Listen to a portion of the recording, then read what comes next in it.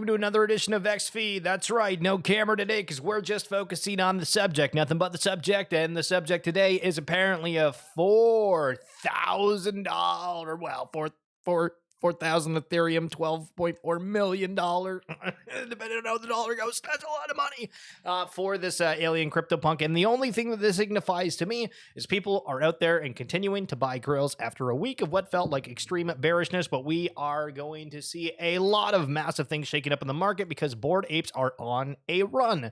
Who owns Bored Apes? Well, it's Yuga Labs, who now owns CryptoPunks. That sale just happened. The CryptoPunks account is out here posting these things nonstop with the little blocks, the pixels, what's going on? Are we excited? Are we mooning? What element is happening?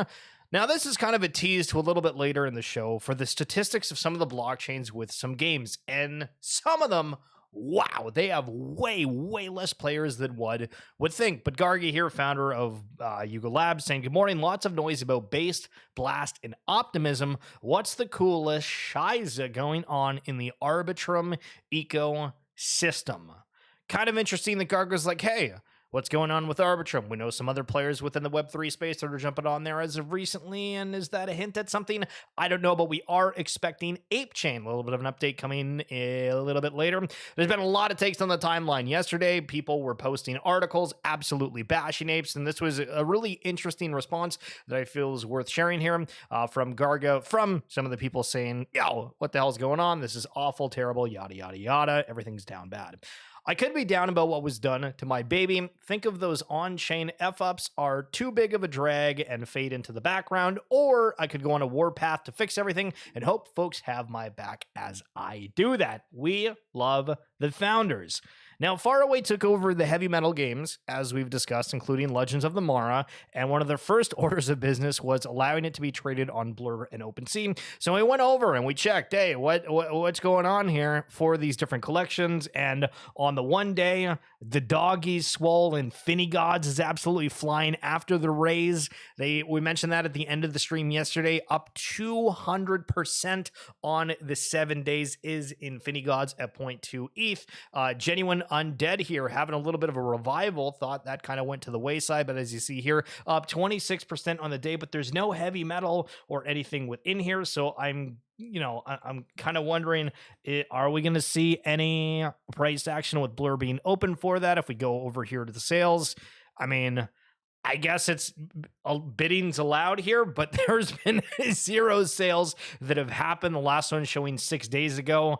So I'm kind of confused about why that is. I guess as nobody's jumped onto it. But another thing that I thought was funny is back in the day, there used to be a lot of people that did derivatives for these different collections, and I'm surprised we haven't seen more of it for Azuki, CloneX, et cetera, because there is a massive audience there, and if you can figure out how to get the people that have capital and that are really obsessed with whatever NFT collection, I mean, there's definitely some kind of a business within there. So Ape Kids was one of the first ones for that, and I haven't seen them in a while, but it looks like they're doing stuff out in Nifty Island, which we'll get to in a little bit, talking about Nifty Island, but funny to see some of the ones that were early derivatives still kicking around. Now, NFT Stats is highlighting that they're launching a fully refundable photography NFT collection. Now, I do believe this is as of yesterday, but fully refundable NFT photography collection.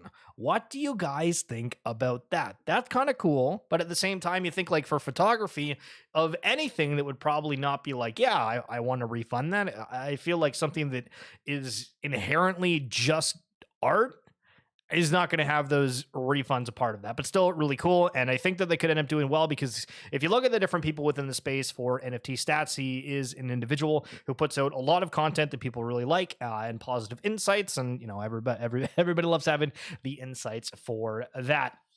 Interesting story here from Palace, and this has happened to a lot of people, but it is funny when we complain about, the blockchains aren't working or there's too much gas fees, this and that. But remember, the good old-fashioned bank had one of those lovely mornings where I tried to make a purchase. Bank sends me confirmation text. I reply, yes, I recognize the transaction.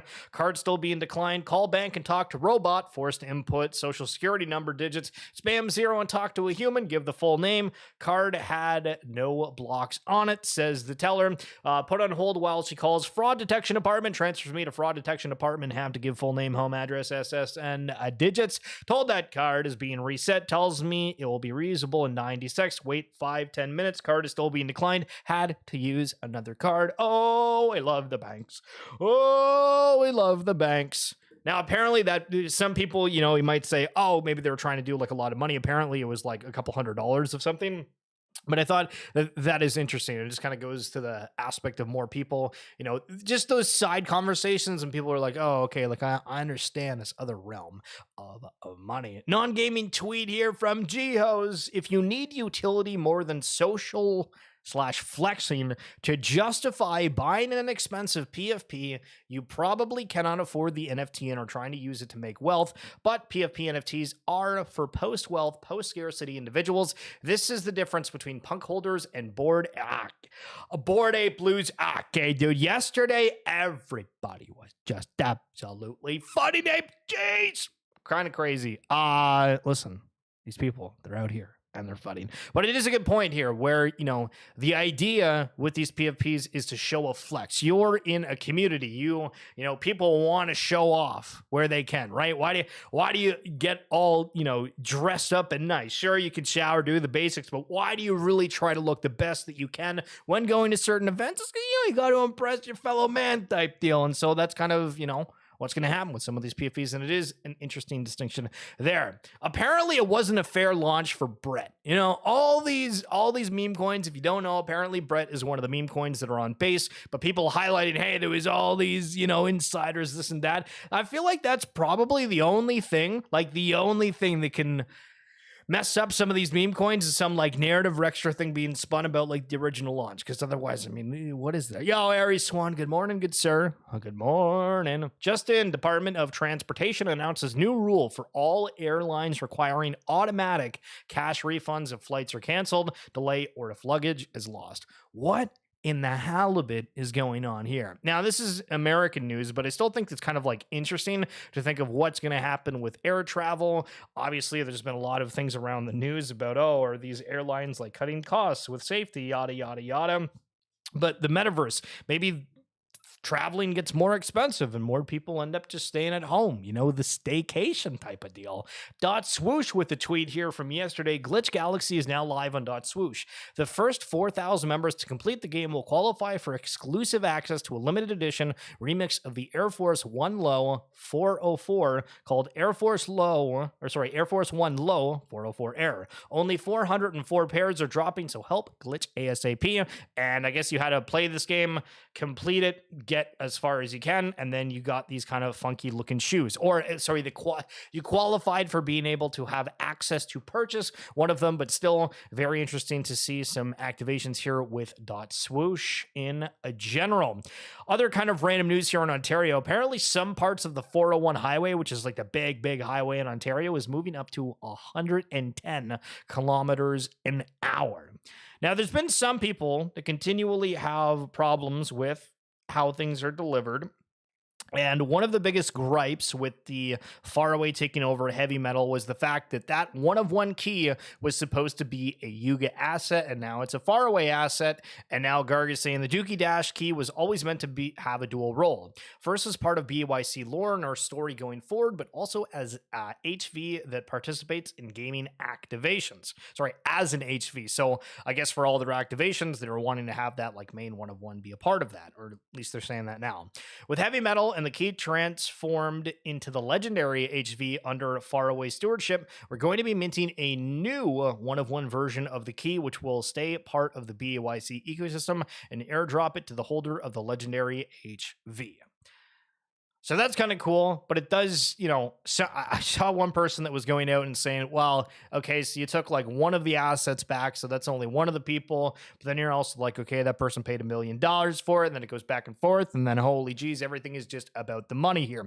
Now, we have a little bit of FUD about genies, and I guess there's not been like a whole lot of development, but they raised, I guess, $65 million in a Series B a while ago, and this used to be all over my timeline. I remember people making these and being really excited about it, but it felt like it was something that was, you know, hyped up for a little bit and then kind of went away. So I'm not entirely sure. When you go and like check out their pages, it still seems like things are active, like April 22nd, April 16th. Last tweets in here. They have team members that are highlighting and talking to different things. So is something actually wrong? Is it just development's a little bit slow? Because, I mean, we could argue a lot of the teams that maybe came out a little bit later or things that are working on are holding back because of market conditions. That was the narrative we tried to tell ourselves a while ago. But Recur is another one that ended up actually shutting down before. We have highlighted it, but there was somebody that raised $50 million at a $333 million valuation. Again, that didn't end up working, but it's like, damn, like how in the halibut are we working with that many millions and we still muck it up? Jeez. So RWAs, we had a segment yesterday where if you guys wanted to tune back in for that, catch the VOD, it was a very good session with Ray from RWA Worlds. And one of the other companies, I guess, out there that do real world assets is Courtyard. And a lot of the times they do these packs and people try to hit on these rare physical Pokemon cards. And Doyle here is saying, is there a way to sell our cards for, say, 70% of their value?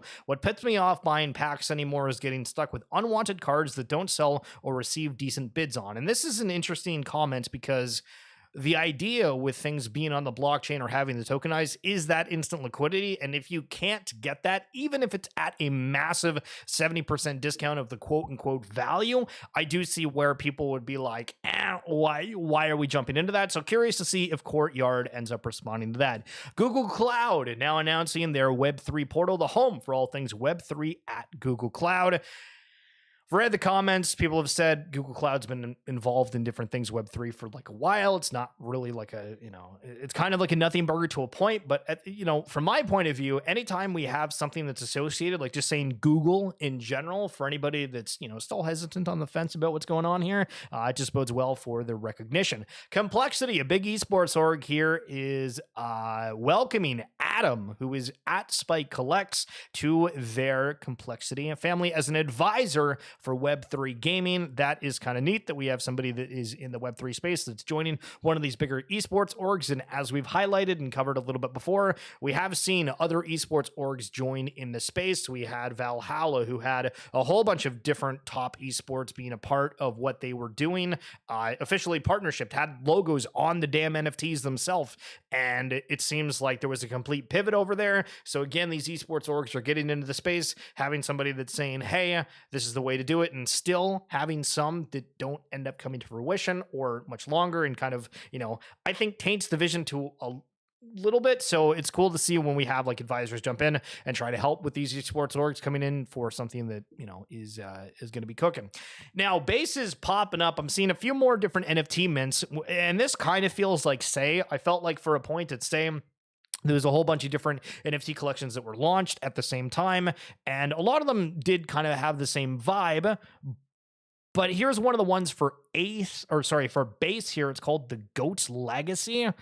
That's that's kind of interesting, but that's coming up, and that is I don't even know when that is. I just saw the art and was like, okay, that looks kind of interesting. There's 2,000 followers for their Eternals mint day, so that was yesterday, 21 hours. Yeah, 50% sold out. Last kind of update on 19 hours ago. Looks like it's still going. So again, what's going to happen with base NFTs? Are people just buying it because it's on a new chain? I don't know. And Kid Arcade, how are you doing? So I got a question for you. When you think of Pokemon, you think it's got value on its own, right? Now, do you think that Logan Paul highlighting Pokemon cards as much as he does as of late is also valuable? Well, there's some people that be like, oh, I don't like Logan Paul, yada, yada. But it is kind of the cultural impact that if you create something that, people just naturally talk about because they care about, it's a huge deal. And it's all about IP. And it's making me think every time that I see a product, because that's what this is, right? Somebody years ago came up with the idea of Pokemon. They're like, hey, we're going to do these trading cards. And then years go by and people are absolutely obsessed with every kind of variation of it. And this is the kind of same aspect that a lot of people are hoping comes from these different Web3 based IPs. Now, if you have used Immutable X at least 8 times before June 1st, 2022. So maybe you were into Gods Unchained, maybe you were into Guild of Guardians, etc., etc.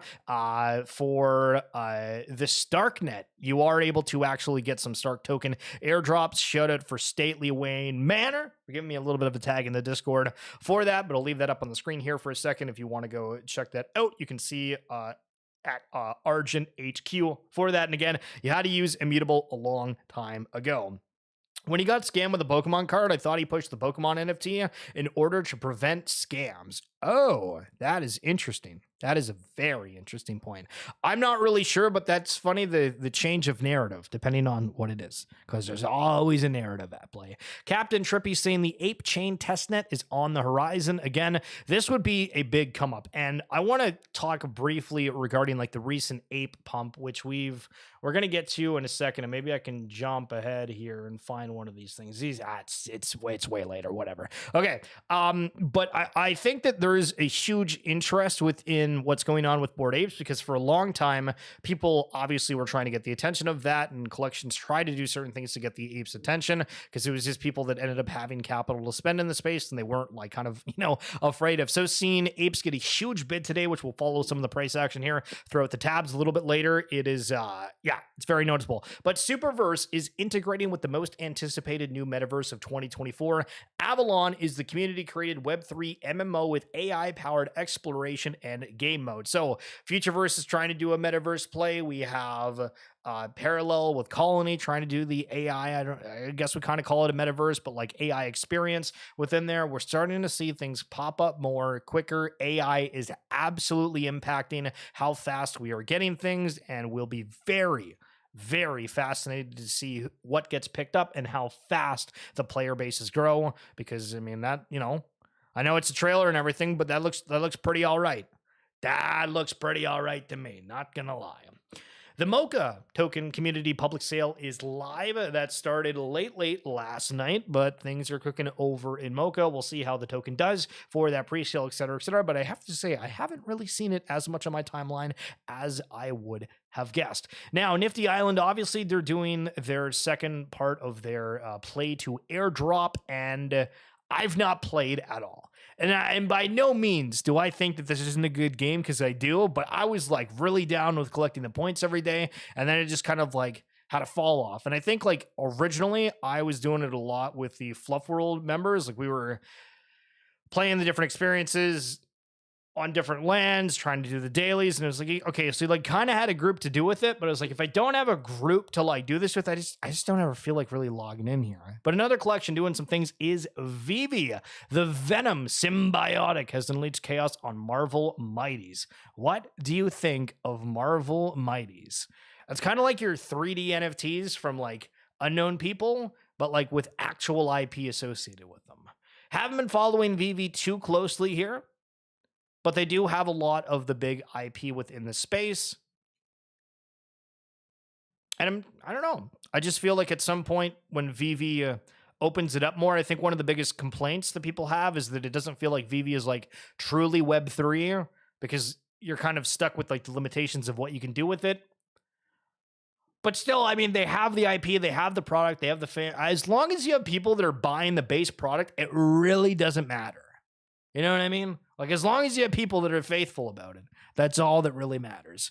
You played Nifty, it was okay. It's like a digital Funko Pop. Yeah. Exactly. An exclusive to Vivi. Sorry. Those are two different sentences regarding Nifty Island and then Vivi. But jumping over here to Dead Velas, this is a talk about Omnichain, and we highlighted it at the time, but they were launching a free open edition to celebrate easy and operable movement across the blockchain world. This was a while ago, but the reason why I wanted to bring this up is because Omnichain, right? You're familiar with Dead Velas collection that's doing a multitude of different things, and a pretty sizable community as well. And then for Parallel Network, this is a place where you can loan, borrow NFTs, collateral, all that kind of different fun stuff on there. And they decided to build like an entire network. This was called Paraspace before, but then they combined Parallel Finance and then Paraspace to become Parallel Network, I believe. Might have messed up the name of the one company there, but they're highlighting that their key network features are multi-tier yield structure, broker accounts, omni-chain liquidity vaults, and omni-chain execution layer. So again, we're starting to see the omni-chain narrative come back. If you remember Ghostly Ghosts, that was like the first omni-chain NFT. It was very popular at the time. Talk to my boy JVB if you're interested. But then I want to go to a section here where Frank asks, serious discussion. What's your unique take on meme coins and NFTs? And so I was scrolling through the comments, and we'll highlight a couple different ones here. But one was saying single chain NFTs and meme coins will get surpassed by OFT and on FT meta, which I'm pretty sure they just mean omni-chain NFTs. Sheer volume and liquidity on many chains at once will be the best play all around Web 3. So that's the question. Is omni-chain the narrative, the next narrative that you need to be paying attention to? Now, going back to the original question from Frank, here are some other people's responses regarding NFTs and meme coins. Meme coins bring the fun back that people desperately missed. Number go up. Also, way less of commitment when you can buy any amount of a coin versus an expensive NFT. The multiples are also way easier to hit for most people. NFTs are the core of communities, but most forgot how to have fun. Their time may come post Bitcoin, DeFi plus alts, and profits rolling back to digital PFP flexing. Still referring to PFPs as flexing. Generally agree. NFTs, the supply shock created by 10,000 people who share the same ideas, feelings, and mentality as me among 8 billion people. Now, this is an interesting take because do we really think that it's an entire cluster of people in each of these 10,000 communities that think exactly alike? No, but you have people that appreciate the same thing and so will respect each other more so and be more open and, actively trying to create friendships. So it is an interesting world. Agreed. Meme coins are the same phase that NFTs were in 2021. They will eventually get flooded by oversupply and overvaluations. However, due to their lack of royalties, increased liquidity, and tight bid-ask spread, they are far more efficient playground for traders to accumulate spot crypto. Okay.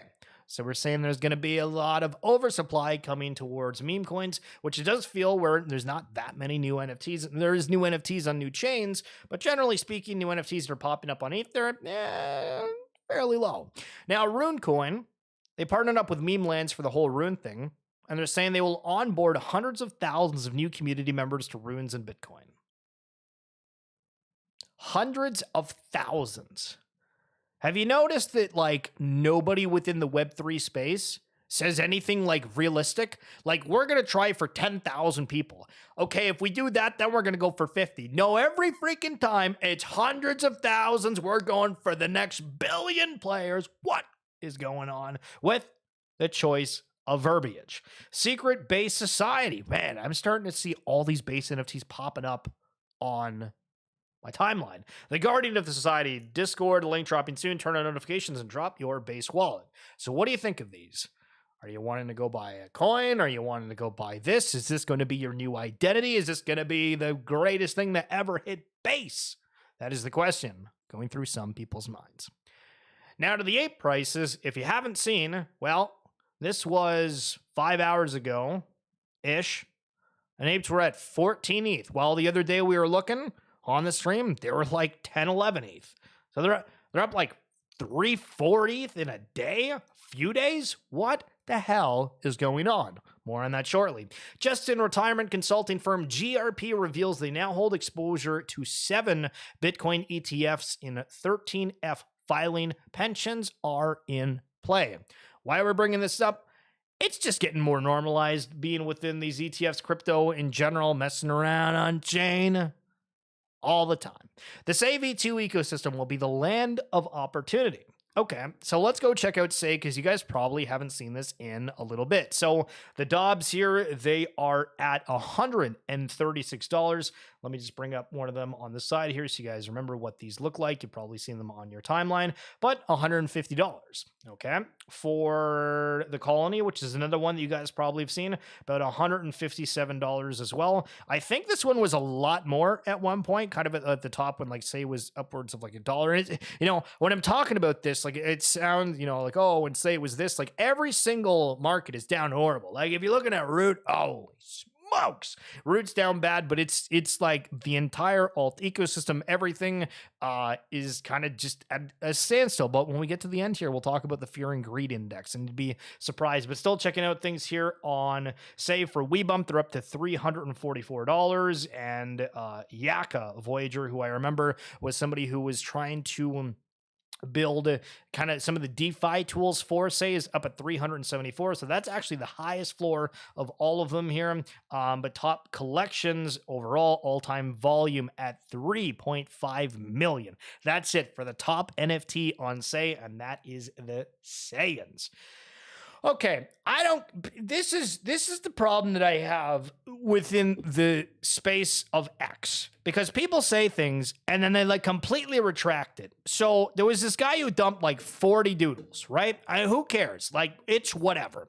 But then this is how I found out. So the person that did it say, no, I wasn't hacked. Yes, I sold 2/3 of my doodles. Yes, I previously said I wouldn't do that. Market sentiment and macro factors drove my decision. Still holding 16 doodles. And this guy responds saying, no skin in this game, but you didn't say you weren't going to do that. You committed to not doing that less than 10 days ago. So 10 days ago, this guy's shilling on the timelines, time to buy doodles, and then he's flooring the whole bag. And I just remember, every time you see somebody trying to hype up or talk about something out there, realize that it's a very real possibility that they could completely have a flick of the switch. It's just a flick of the magic wand. Something to soon be gone. I think there's something in like Shrek, one of those movies. I don't know the lyrics. You get the idea. Anywho, the 3D Bored Apes dropped, and it is actually kind of cool, to be honest, when you see from the 2D to the 3D and all the people that are posting different ways that it looks, etc., etc. It's nice. Now, Raoul Paul talking about how NFTs are going to be the greatest thing ever, and yeah, just the greatest thing ever. Going out here and spending 15 ETH on this art piece of a skeleton that is closed, that are waving, a little bit of static in the background. We do call it art, but 15 ETH, man, people with wealth are spending on the markets. So we talked a little bit about Immutable earlier with the claim. Haven't really brought up Ronin in a minute, but we did go over a cheat over G-Host, fudding Bored Apes. What a guy. But you have to admit, this makes a compelling argument that Ronin is vastly outperforming IMX. What do you mean by that? So if you're listening on audio, there's a chart in front of us here, and it says daily active addresses, and it's between Immutable, Ronin, Arbitrum, and Solana.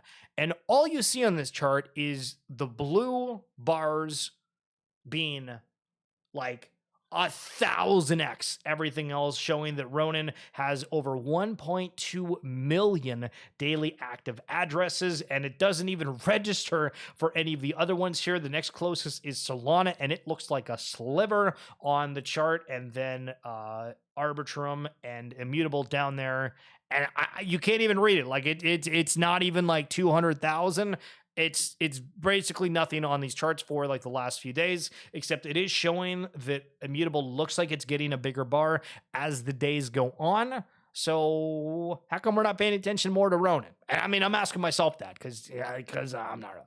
All right, so Bored Apes were like 14 ETH earlier, and now they're at almost 16. What in the halibut is going on? Checking it out, Captain Zilwiggy saying here, sheesh, floor is lava and razor thin. Send a 20 with haste, but careful FOMOing in here. Some flippers have reloaded and mini dumps likely. So is this Blur Farmers? Is this sentiment changing for anybody that's kind of watching the show that's newer to the NFT space? Has it felt like it's been kind of negative on the timeline when we've talked about Bored Apes for the last little bit, almost too negative, then the sentiment flips, and oh my goodness, somehow people are up 4 to 5 ETH from trading that.